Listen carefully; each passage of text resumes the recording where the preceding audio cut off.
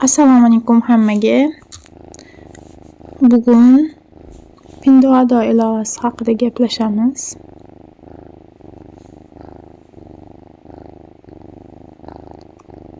Xo'p. Kargo nima? Ko'pchilikni qiziqtirgan savollarga javob beraman. Kargo nima? Kargo bu Xitoydan tovar olasiz, zakaz urasiz, u Xitoy omboriga yetkazib beradi hamda sizni O'zbekistonga o'zingiz belgilagan shaharingizdagi yetkazib berish xizmati bu kargo hisoblanadi. Sizgacha olib kelish xizmati bu hisoblanadi kargo. Xo'p, endi viza karta. Bizni Xitoydan tovar urishimiz uchun viza karta kerak bo'ladi. Oddiy kartalar bilan Xitoydan tovar olib bo'lmaydi. Bizga aynan viza karta kerak bo'ladi. Viza karta ochtirasizlar. Viza kartani ichiga pul solishimiz uchun dollarda solamiz. Bankka borib to'ldiramiz viza kartani ichini.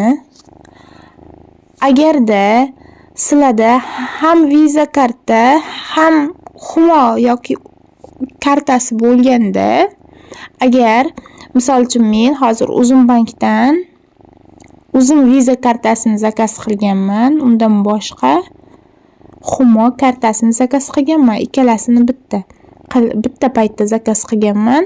Men xohlagan paytim bankka borib yotmayman.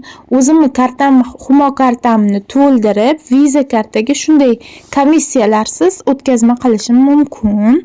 Sizlarga viza kartani maslahat beraman.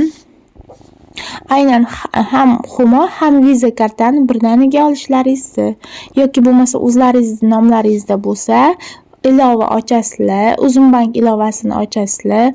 Viza karta zakaz berasizlar, juda bepul viza karta hozirda aksiya ketyapti.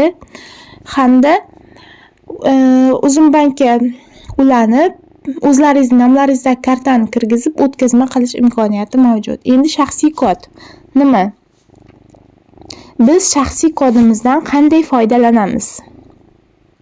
Biz tovarlarimizni tez China kargolari orqali olib kelamiz. Xo'p, shaxsiy kod bu sizni onaid kodingiz hisoblanadi. Nima uchun aynan onaid kod? Bizaga kargo yetib keladi. Biz uni olishimiz uchun biz ism familiyamizdan foydalanmaymiz. Chunki O'zbekistonda bizni ism familiyamizdagi insonlar yuzlab bo'lishi mumkin.